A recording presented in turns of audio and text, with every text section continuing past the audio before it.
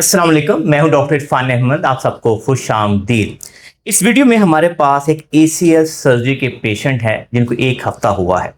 ये वीडियो बनाने का जो मेन ऑब्जेक्टिव है वो ये है कि बहुत सारे लोग हमें 6 माह के बाद, साल के बाद की मैसेजेस आते हैं, कॉलें आती हैं कि जी हमारी सर्जरी को 6 माह हो गए हैं, साल हो गए, नी स्टिफ हो गया। ये दिन में कि नी स्टिफ तभी होगा अगर आप राइट टाइम पे एक्सरसाइज नहीं करेंगे, फिजियोथेरेपी नहीं करेंगे। कोई भी सर्जरी सिर्फ एक पार्ट हो सकता है, लेकिन जो सबसे इंपॉर्टेंट पार्ट है किसी भी ऑर्थोपेडिक सर्जरी के अंदर वो राइट टाइम पे एक्सरसाइज करना, फिजियोथेरेपी करना है। हम इस वीडियो के अंदर आपको ये बताएंगे कि अगर आपकी 1 हफ्ता हुआ है सर्जरी हुए तो आपको कौन सी वर्जिशें करनी चाहिए ताकि आपके मसल वीक ना हो जाएं और आपका नी स्टिफ ना हो जाए। ये देखिए 2 बड़ी कंप्लेंट्स होती हैं ACL सर्जरी के बाद। नंबर 1, अगर आपका सामने से ग्राफ्ट लिया जाता है तो ये फ्रंट थाई मसल वीक होते हैं जिसको हम क्वाड्रिसेप्स बोलते हैं। उससे आपके इंटीरियर नी पेन या फ्रंट नी पेन रह सकती है और उसकी वजह ये होती है कि हम सामने वाले मसल पे काम नहीं करते।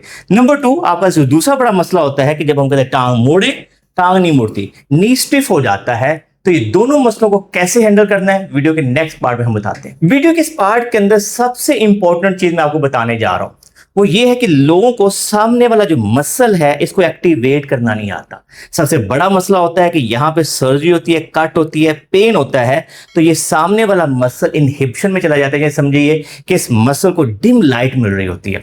अक्सर लोग हम कहते हैं कि आप मसल टाइट करें तो वो क्या करेंगे कि हिप मसल को स्क्वीज करेंगे, हिप मसल से जोर लगाना शुरू कर देंगे, जिसका नुकसान ये होगा कि कल को आपके फ्रंट नी में पेन रह सकती है। तो सबसे पहले सबसे इंपॉर्टेंट चीज सीखिए कि हम कहते हैं कि गुड लेग के ऊपर अपने मसल को टाइट करें। मसल टाइट करो यार बेटा, शाबाश। ये देखिए क्योंकि हमने इसको ट्रेन किया हुआ है कि ये पहले भी हमारे पास आता है। आप देखें इसने फौरन मसल टाइट किया है और जब टाइट कर लेते हैं तो ये जो चपनी होती है लॉक हो जाती है। ढीला छोड़ना बेटा।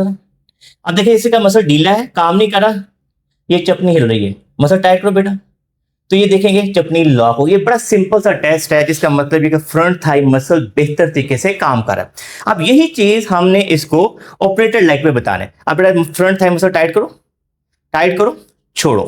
अपने माइंड में ये बिठाओ कि जैसे गुड लेग का मसल मैंने टाइट किया था इस तरह से टाइट करना। टाइट करो, टाइट करो, छोड़ो, फिर टाइट करो, शाबाश। जब ये टाइट करेगा तो हम इसको फील करेंगे क्या इसकी चपनी लॉक है। मसल टाइट करो, टाइट करो, शाबाश।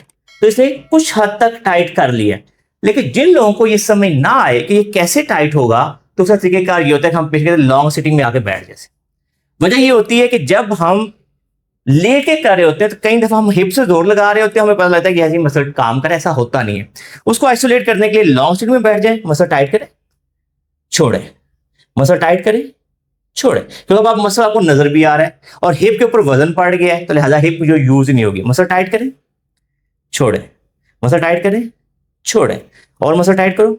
जब आपको लगे एक दफा टाइट करना आ जाए तो फिर इसको इस तरह से करें। मसल टाइट करो, 5 सेकंड, 10 सेकंड, 20 सेकंड, 30 सेकंड तक अभी होल्ड किया जा सकता है ताकि हमारा ये मसल बेहतर तरीके से काम करे।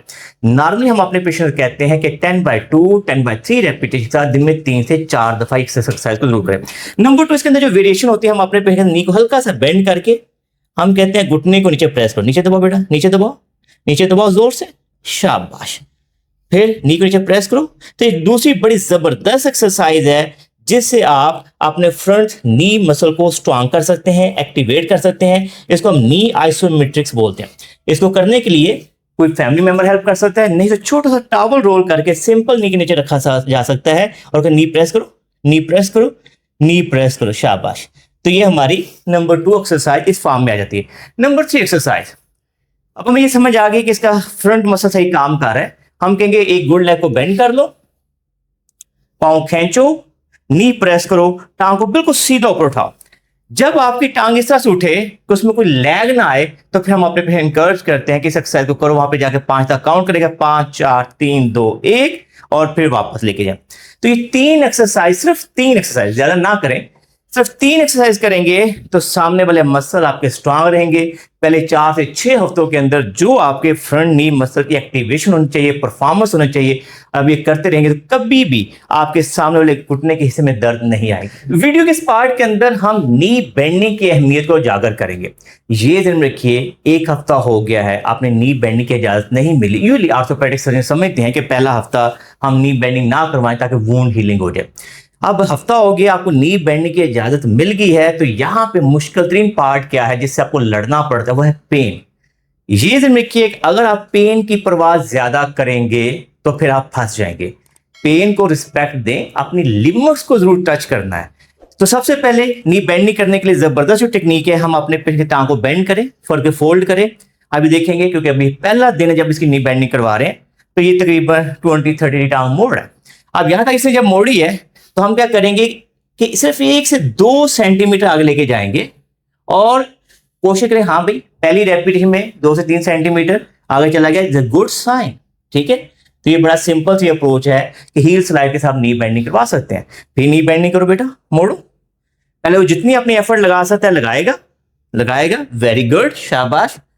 जवान आदमी है, आप देख रहे हैं कि उसके चेहरे के तासर तब्दील हो रहे हैं मास्क लगा के, ताकि उसकी शक्ल नजर ना आए कि आंखों से आंसू हैं, लेकिन ये कि उसने छुपाई हुई है। लेकिन थोड़े से अगर आंखों से आंसू भी आ जाए तो ऑन लाइटर नोट हम कहते हैं कोई ऐसी बड़ी बात नहीं है, ताकि ये जो देखिए कच्चा जख्म है, नरम होता है, मुड़ जाती है टांग, लेकिन अगर आप नहीं मोड़ेंगे तो ये नहीं मुड़ेगी। तो पहली एक्सरसाइज आपका फैमिली मेंबर हेल्प कर सकता है, फिजियोथेरेपिस्ट हेल्प करेगा। शुरू में हम बहुत ज्यादा एग्रेसिव फिजियोथेरेपी नहीं करते, जेंटल फिजियोथेरेपी से ही नी बेंडिंग को अचीव किया जा सकता है। तो ये नंबर 1 एक्सरसाइज होती है। इस एक्सरसाइज को दिन में 3 से 4 दफा 10/2 रेपिट के साथ करना चाहिए। जब हमें ये पता चल जाता है कि पेशेंट बड़ा कोऑपरेटिव है, उसे कहते हैं लॉन्ग सीट में बैठ जाए, तो बेड के साथ टेक लगा ले, दोनों हाथ बेड से नीचे डालो, अपने दूसरा को लटका दो जाए, ताकि वो एज पे लटका दो, इजी हो जाओगे आप बैठ। ठीक है, अब मोड़ो रैपिड, शाबाश, मोड़ो। ठीक है, बेंड करो, एक्सीलेंट एक्सीलेंट, माशाल्लाह। ठीक है, वेरी गुड जॉब। ठीक है, तो फिर आराम से वापस ले जाओ। ठीक है, तो पेन एज पर टॉलरेंस के प्रिंसिपल को अप्लाई किया जाता है राइट आफ्टर सर्जरी। और अगेन इस बात को ये समझ लीजिए, कच्चा जख्म है, नरम है, यही टाइम है मुड़ने का। अगर ये टाइम हम मिस कर दें तो बहुत मुश्किल हो जाता है नी को बेंड करना। सेकंड, अपने टारगेट कैसे सेट करना है? नी बेंडिंग के टारगेट ये रखिए कि जैसे सेकंड वीक है 90 डिग्री, थर्ड वीक है 90 से 120 डिग्री, 4 वीक्स के अंदर कम व बेश आपकी 120 डिग्री टांग मुड़नी चाहिए। इसका मतलब नी बेंडिंग आपकी ठीक है। अब हम नेक्स्ट वीक के अंदर जब ये हमारे पास आएगा तो हम आपको फर्दर कुछ वीडियो बनाकर बताएंगे कि सेकंड वीक से लेके 6 वीक तक क्या रिहेबिलिटेशन प्रोटोकॉल होना चाहिए। अगर किसी की 1 हफ्ता हो गया सर्जरी हुए या पहला दिन ही है सर्जरी के बाद, तो उसको कम से कम एक्सरसाइज को समझना बहुत जरूरी है। मैं उम्मीद करता हूं कि ACL इंजरी, मीडियल मेनिस्कस की इंजरी या नी की कोई भी सर्जरी हुई है, उसके लिए ये वीडियो बहुत हेल्पफुल होगी। मैं उम्मीद करता हूं कि आपको ये हमारी वीडियो पसंद आई होगी। अगर कोई वीडियो पसंद आई है तो इसको लाइक और शेयर कीजिए, हमारे चैनल को सब्सक्राइब कीजिए और बेल आइकन को जरूर क्लिक कीजिए, ताकि आपको हमारी नई वीडियोस के बारे में आगाही हो। अल्लाह हम सबका हामी और नासिर हो। अल्लाह हाफिज।